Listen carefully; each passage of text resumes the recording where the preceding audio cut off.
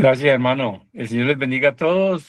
Vamos a abordar en esta noche el tema de el desarrollo del capítulo número 16 del libro de Hechos. En este capítulo, Lucas, quien es el que nos está narrando acerca de todos los eventos históricos que ocurrieron en esta primera parte del establecimiento de la iglesia sobre la tierra o del reino de Dios sobre la tierra y la dirección del Espíritu Santo para realizar esta obra, empieza a describirnos el segundo viaje de predicación del apóstol Pablo. Si bien vimos que en el primer viaje él había tomado por compañero a Bernabé, terminando el capítulo número 15, vimos que ellos se separan, se hacen dos grupos. Bernabé coge a Juan Marcos y sale por la ruta inicial que ellos habían emprendido en el primer viaje, pero el apóstol Pablo toma a Silas o Silvano, es el mismo hermano que había procedido con la carta que había sido emitida por los hermanos en Jerusalén, en la cual se daban algunas normas específicas reveladas por el Espíritu Santo acerca de lo que era necesario que los gentiles cumplieran o realizaran para la obediencia al Evangelio y para la salvación.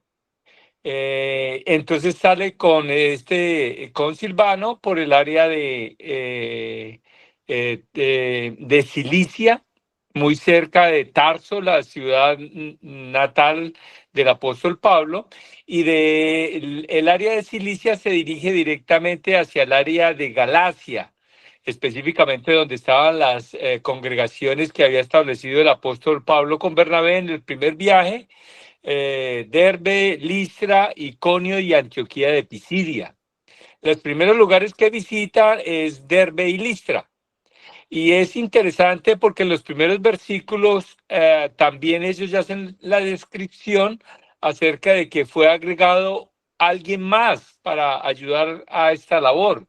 Y fue un joven llamado Timoteo, que va a tener un desarrollo muy importante, no solamente en el libro de Hechos, sino en las demás cartas del apóstol Pablo, incluso en las dos cartas, primera y segunda de Timoteo, que le escribe el apóstol Pablo al joven Timoteo, porque nos dan una ilustración o una revelación muy importante del Espíritu Santo para nosotros y para nuestras congregaciones. La primera característica que es importante que nosotros miramos está en el versículo número 2, donde dice que este joven Timoteo era de buen testimonio, y dice, y daban buen testimonio de él los hermanos que estaban en Listra y en Iconio. Y esto es lo que debe de ser el reflejo de un cristiano fiel, del cual se pueda describir como un buen cristiano, que nadie tenga que decir nada acerca de él malo, y que por el contrario todo lo que se pueda decir de él es bueno. Y aquí los invito para la primera reflexión de la noche, y es: ¿cuál es el testimonio, cuál es la percepción que tienen no solamente los cristianos, sino la gente que no son cristianos, la gente del mundo, con relación a mi vida personal y a mi vida espiritual? ¿Reflejo yo el nombre de cristiano? ¿Llevo con honor el nombre de cristiano? ¿Doy buen testimonio de ser hijo de Dios, de ser hijo de nuestro Salvador? ¿O por el contrario, la imagen mía no es tan buena? No se dicen cosas tan buenas. Y es muy importante que nosotros cuidemos acerca de, no solamente por guardar una reputación, sino porque nosotros estamos en nuestra camiseta, en nuestro nombre, estamos revelando la verdad de ser cristianos y verdaderamente cristianos al mundo. Nosotros debemos de irradiar la luz al mundo, a un mundo que está en tinieblas.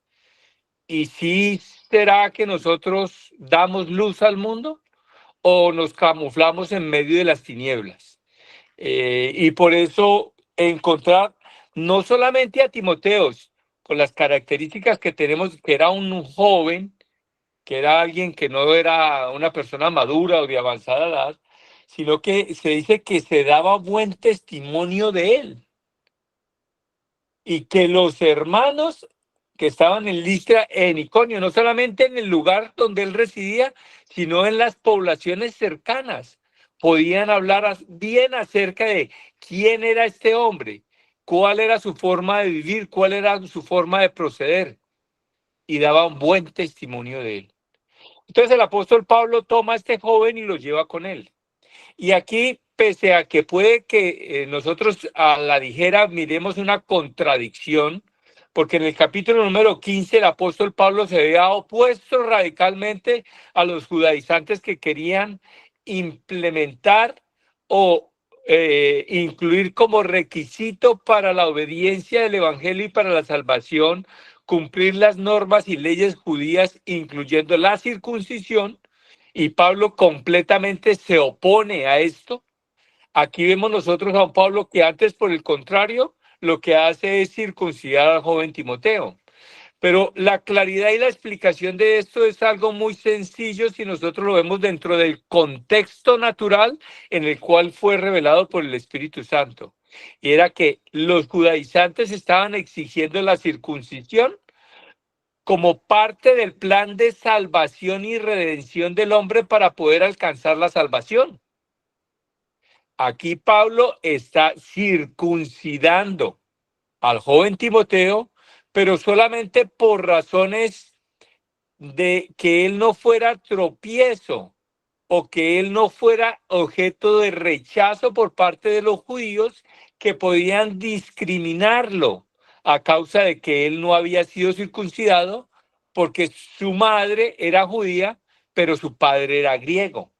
Entonces, por su raíz judía, él debía, para no ser tropiezo a los judíos, Pablo inteligentemente lo que hace es circuncidarlo. Esto va a ser solamente un tema de consideración y de amor hacia los judíos para que él no fuera tropiezo, para que ellos no tuvieran impedimento en recibirlo en sus casas y que darle participación en las sinagogas, porque sabía de que él, como hijo de una judía, había guardado la ley de Moisés y se había circuncidado. Entonces, para que ellos no tuvieran ese choque cultural, porque eso era algo que estaba muy arraigado en las creencias de los judíos, con el propósito de que él no fuera tropiezo para ellos, para que no tuvieran prejuicio contra él, entonces lo que él hace es circuncidarle. Pero no fue para ningún tema de salvación, no fue como parte del plan de redención, no fue para la obediencia del evangelio, sino única y exclusivamente con ese propósito de que no fuera tropiezo para los judíos. En los siguientes versículos nos describe Lucas algo muy interesante, que es la forma como el Espíritu Santo dirigía a los apóstoles o a los hombres inspirados. En los tiempos modernos se habla mucho de la obra del Espíritu Santo y cómo el Espíritu Santo toma el control de la vida de algunas personas que empiezan a hablar y a saltar y a hacer muchas piruetas, supuestamente porque el Espíritu Santo ha tomado control de ellos. Sin embargo, nosotros vemos que el Espíritu Santo nunca tuvo el control absoluto sobre cada uno de los hombres que fueron inspirados. Más bien, el Espíritu Santo lo que hacía era hablarles, enseñarles, dirigirles, y en este caso nos ilustra prohibirles para que se predicara la palabra en algunos lugares. No debe tampoco desconcertarnos. ¿Cómo así? El Espíritu Santo no quería que se predicara la palabra en todas partes. Claro que sí, pero en su debido orden y de acuerdo a la dirección de él. Por eso ellos, cuando intentaron ir a Bitinia, no se les permitió, ¿sí? Después primero intentaron ir hacia Asia, hacia el este, no se les permitió. Luego fueron hacia el norte, hacia Bitinia, no se les permitió. Y cuando descendieron a Troas, entonces ahí sí vieron la manifestación la indicación, la dirección del Espíritu Santo para dónde era que el Espíritu Santo quería que ellos fueran a predicar primero, porque después el apóstol Pablo efectivamente regresó a estos lugares y desde Éfeso se dice que él predicó en toda Asia. O sea, la palabra del Señor sí llegó por el trabajo del apóstol Pablo a todos los lugares en los cuales en este capítulo no se le permitió, pero la prioridad y lo primordial y la dirección del Espíritu Santo era dirigirlos primeramente hacia el área de Macedonia. En Macedonia íbamos a encontrar varias ciudades que son muy conocidas en el Nuevo Testamento. Vamos a encontrar nosotros a Filipo, vamos a encontrar a Berea, vamos a encontrar a Tesalónica. Pero el primer lugar donde llegaron ellos fue Filipo.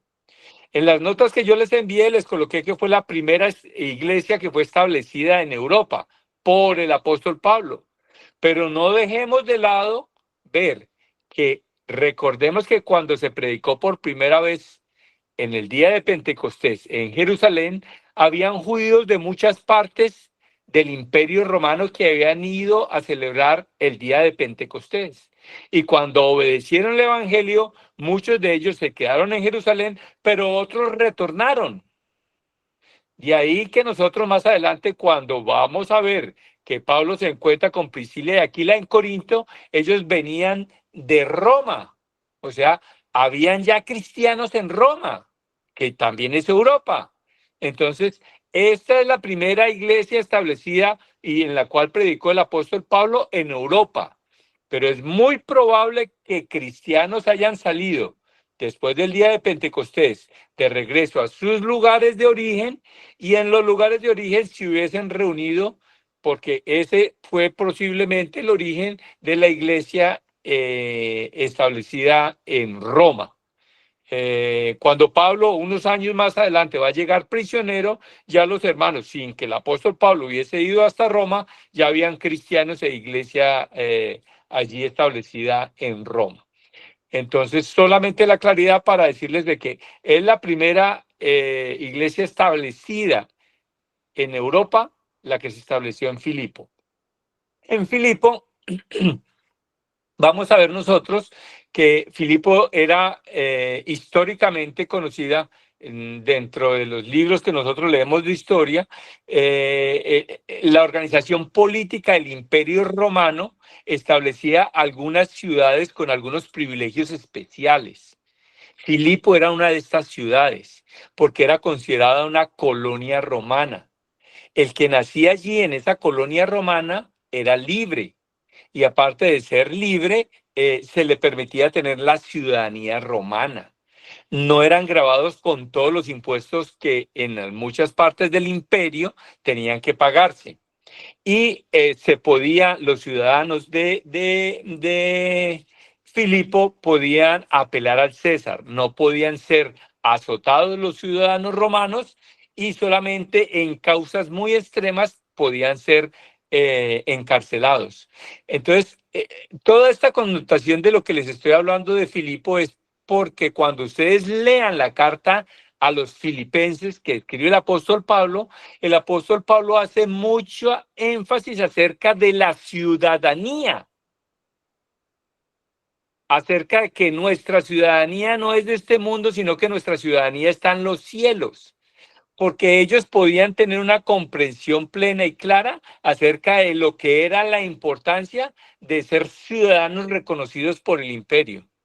Pero mucho más cuando nosotros somos ciudadanos reconocidos del reino de Dios, ¿sí? Y que nuestra ciudadanía estaba en los cielos. Entonces, por eso el apóstol Pablo utiliza la figura de la ciudadanía para explicarles acerca del reino de los cielos. En aquella ciudad, al parecer, no había sinagoga, porque como vemos nosotros en la costumbre del apóstol Pablo, el apóstol Pablo siempre cuando llegaba a una ciudad, el primer lugar donde iba a predicar, el primer día de reposo que él llegaba allí, era la sinagoga. Sin embargo, aquí, de acuerdo a lo que nosotros leemos en el capítulo número 16, solamente Pablo se informó dónde se hacía la oración. Y cuando llegó al lugar fuera de la ciudad, al parecer, donde había una fuente de agua, un río bastante bonito que cruza cerca de Filipo, encontró a unas mujeres adorando y orando. Allí es donde él tiene el encuentro con algunas mujeres, una de las cuales es Lidia, una vendedora de púrpura de la ciudad de Tiatira. Esto nos da rápidamente la posibilidad de entender de que era una mujer acomodada, porque este oficio daba mucho lucro, los vestidos que eran vendidos de color púrpura solamente se vendían a altos funcionarios, ¿sí? A magistrados y a personas del gobierno o a soldados, porque el color púrpura hacía como una distinción especial del rango y de la jerarquía que tenía la persona.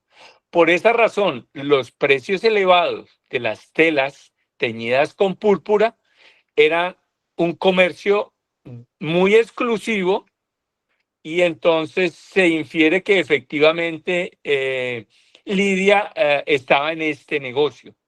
Ahora, muy interesante también ver que Lidia no estaba en ese momento comerciando. Usualmente los días de reposo eran los días en los cuales más se podía comerciar, porque las personas estaban haciendo negocios en las plazas de mercado. Y ella tiene una prioridad especial. Deja de ganar, deja de producir utilidades para hacer lo que es más importante para nosotros. Y vemos a esta mujer, ¿sí? En un día de reposo, no en su actividad comercial, sino fuera de la ciudad, dedicada a la oración, donde el apóstol Pablo las encuentra. Aquí el apóstol Pablo dice que les predicó el evangelio, ¿sí? Y la predicación del evangelio sirvió para que se bautizara ella y su familia. Y entendemos nosotros que la predicación es un proceso racional por medio del cual uno escucha los mandamientos y el evangelio de nuestro Señor Jesucristo, evalúa y hace un juicio de cuál es su condición y se conmueve y se arrepiente para confesar lo que Dios ha hecho por nosotros y pedir las aguas del bautismo. Eso es un proceso totalmente racional que solamente las personas maduras y adultas que han alcanzado una madurez mental pueden hacer ese proceso para poder acceder a la obediencia del evangelio, porque es necesario creer, arrepentirse, confesar, ¿sí? Bautizarse y oír, creer, confesar, arrepentirse y bautizarse. Entonces, eso requiere un proceso lógico mental. Y un niño, pues obviamente un niño no puede hacer ese proceso mental, pero hay otros textos también que nos dicen las razones por qué los niños no requieren acceder o ser limpiados de una culpa la cual no está sobre ellos, porque ellos son inocentes y no han adquirido todavía la concupiscencia o la maldad propia que nos lleva a nosotros a voluntariamente transgredir los mandamientos de Dios y pecar. Entonces, por eso se infiere que cuando se bautizó su familia, no es este texto que es torcido por algunas sectas religiosas, que los niños deben de ser bautizados porque Lidia fue bautizada con toda su familia y se infiere de que habían infantes, y esa no es una inferencia lógica ni necesaria. Y entonces han introducido la falsa enseñanza acerca del bautismo infantil, que no encontramos nosotros que sea bíblico. Después del proceso de establecer los primeros cristianos allí en esta ciudad de Filipo, el apóstol Pablo y Silas siguieron predicando el evangelio. Y se encontraron allí con una muchacha o con una mujer que era esclava y que daba ganancia a sus amos a través de un espíritu de adivinación que ella tenía. Y el espíritu de adivinación que ella tenía decía la verdad. Por muchos días estuvo caminando detrás del apóstol Pablo y de Silas y decían de que estos hombres eran enviados del Dios vivo, ¿sí? Eh, y entonces sabía ella que estos hombres eran mensajeros verdaderos de Dios. Pero a Pablo no le agradó y no necesitaba de la ayuda de un espíritu demoníaco que estuviera dentro de esta mujer. Y cuando le desagradó, ordenó al espíritu inmundo que estaba en ella que saliera y la mujer o la muchacha fue sanada. Esto ocasionó problemas a Pablo y a Silas porque los amos de esta muchacha perdieron la ganancia. En vez de gozarse de que ella ya había sido liberada de este espíritu inmundo que la tenía poseída, ellos se vieron fue afectados económicamente porque ya ella no les iba a poder dar esos dividendos y entonces la arremetieron Pablo, contra Pablo y contra Silas y los trajeron al foro romano. El foro romano era una plaza en la cual el magistrado tenía un sitio alto y todos los casos y causas que se presentaban en la ciudad de peleas, de agresiones, de disputas, de desacuerdos, eran traídos frente al magistrado para que él los resolviera públicamente. Y entonces estas personas alborotaron a todo el pueblo y con falsos argumentos y con mentiras y con muchos prejuicios, porque parece que tenían muchos prejuicios hacia los judíos, instigaron diciendo que estos hombres eran judíos y no gustaban ellos mucho de los judíos y decían, alborotan a nuestra ciudad, ¿sí? Y enseñan costumbre que no nos es lícito recibir y hacer, pues somos ciudadanos romanos. Ellos se ufanaban y se gloriaban de su ciudadanía romana, como ya lo había explicado yo. Entonces, estas acusaciones alborotaron a todo el pueblo y a los magistrados e injustamente hicieron un castigo sin escucharles en juicio y sin preguntarles la causa. Fueron azotados con vara, fueron azotados con muchos azotes y después fueron encomendados para que fueran echados en la cárcel. Esto va a tener una connotación muy importante más adelante porque Pablo también tenía la ciudadanía romana y Silas o Silvano por su nombre también se infiere que también era ciudadano romano. Entonces esto colocaba en grave riesgo a los magistrados y a las autoridades locales que habían azotado a Pablo en esta ciudad. Todo esto aparentemente se podría pensar de que era para perjuicio y para mal de Pablo y de Silas. Pero todo es tornado en beneficio, porque estando ellos allí en la cárcel, hubo un gran terremoto. Si bien es cierto, esta región de lo que es actualmente Turquía, habitualmente sufre de muchos movimientos sísmicos, de muchos terremotos, este en especial, por la connotación que nos describe Lucas, fue un evento sobrenatural que vino con el propósito de revelar y que estos hombres predicaran el evangelio al carcelero de Filipo y a su familia. Ahora bien, miremos un detalle muy importante que nos relata aquí el Lucas, y es que pese a que fueron azotados duramente, metidos en el calabozo de más adentro y colocados en el cepo, en vez de estar lamentándose quejándose, llorando o desanimados por la agresión que habían sufrido Pablo y Silas, ellos estaban en una actitud totalmente contraria. Estaban allí en aquel lugar orando, cantando y alabando a Dios. O sea, ellos en la prisión no estaban prisioneros, estaban dando la gloria a Dios por lo que les había ocurrido. Y era algo que podían escuchar los mismos carceleros y los otros prisioneros que estaban con él. Y esto también nos da a nosotros una muy buena reflexión. ¿Cuál es nuestra actitud cuando vienen los problemas y las dificultades a nuestra vida como cristianos? A la verdad, ninguno de nosotros ni nos han azotado, ni nos han colocado en el cepo, ni nos han metido en el calabozo.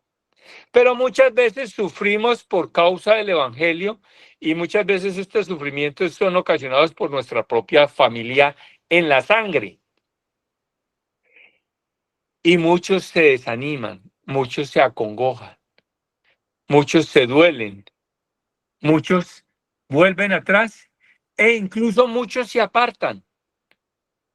Pero mire que ante la adversidad lo que hace un verdadero cristiano es fortalecerse y dar gracias, gloria y honra a nuestro Dios por todas las cosas que nos sobrevengan mientras estamos en este cuerpo, sean buenas o sean malas. Entonces, la otra reflexión interesante que tenemos nosotros es: ¿cuál es mi actitud cuando las cosas en mi vida no marchan bien? Busco de Dios, oro, suplico, canto, me ocupo mayormente en la lectura de la palabra, estoy más fiel a las reuniones. Muchas veces cuando uno le preguntan, hermano, ¿y por qué no ha vuelto a congregarse? No, es que tengo muchos problemas. No, es que si usted supiera las dificultades. No, es que estoy desanimado. Eso no fue lo que hizo Pablo y Silas ante una adversidad injusta que sufrieron ellos.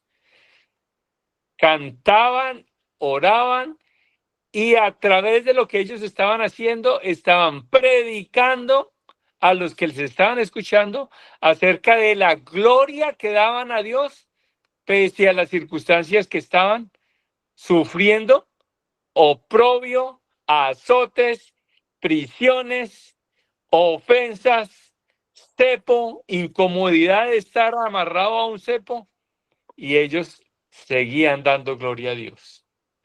Entonces la intervención divina sobrevino a través de este gran terremoto, y decimos de que intervino porque las puertas se abrieron. Normalmente cuando hay un terremoto lo que hace es se atascan las puertas y las cadenas se les cayeron, el cepo se les cayó, ellos quedaron libres, a tal punto que el, el carcelero, cuando ve que todo está abierto, pues lo primero que le viene a la mente es: se despertó y se volaron los presos.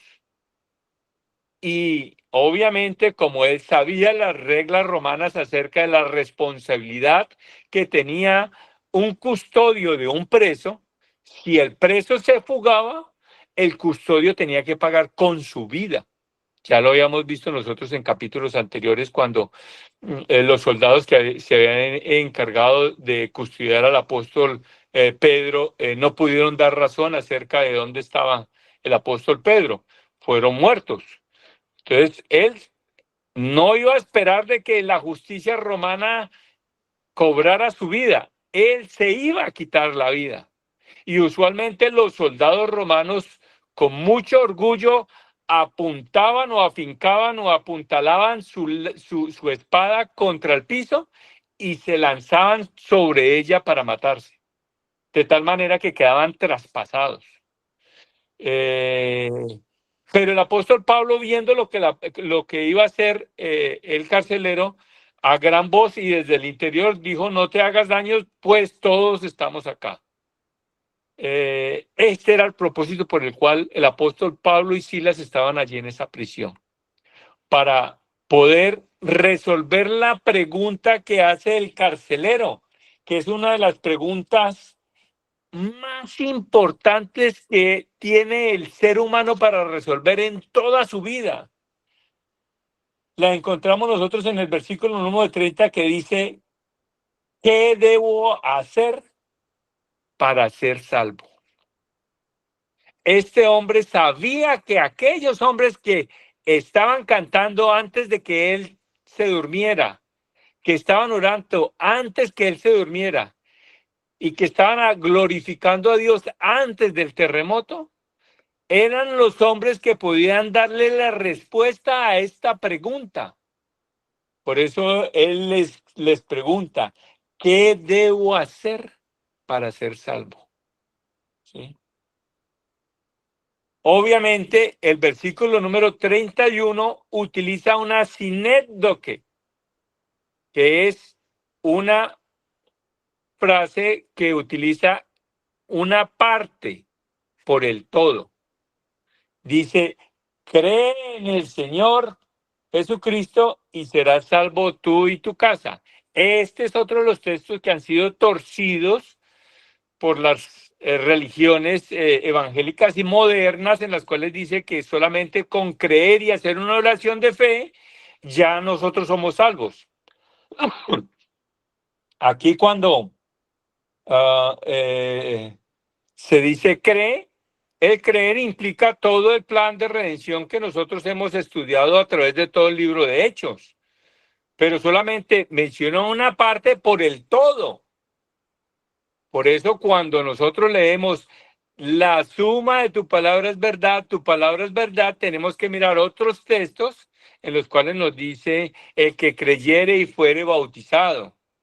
Habiendo oído, creyeron y se bautizaron. Entonces hay que ir sumando para tener el panorama completo y el entendimiento completo, la hermenéutica que nuestro hermano ahora les está enseñando acerca de la comprensión correcta de las escrituras cuando nosotros leemos los textos bíblicos y poder captar no el mensaje que otro nos trae, no la opinión o el entendimiento que a nosotros nos venga, sino lo que el Espíritu Santo nos reveló a nosotros para que nosotros entendamos.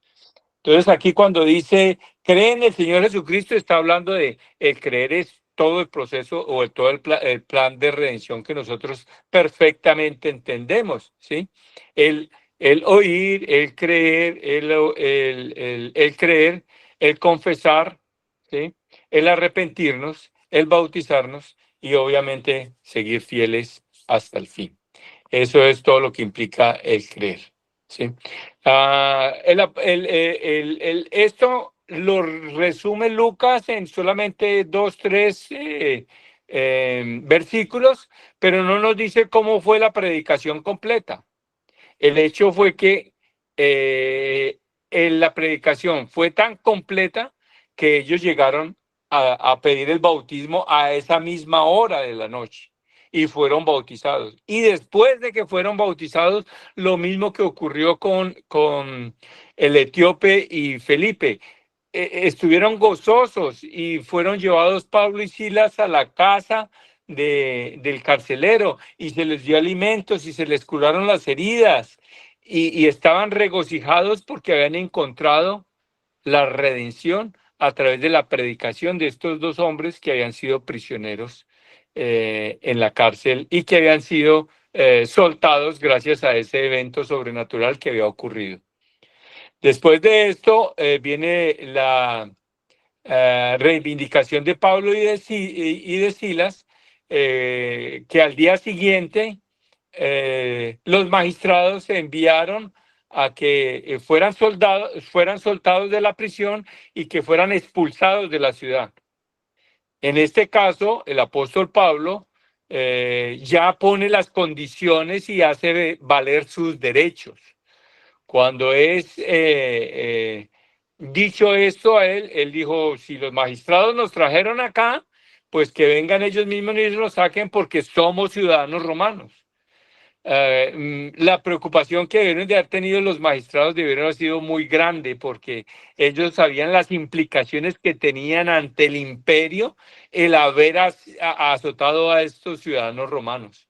Y entonces les tocó ir a ellos mismos y ya pedirles que por favor se salieran de la cárcel y no expulsarlos de la ciudad como ellos pensaban, sino rogarles de que abandonaran la ciudad.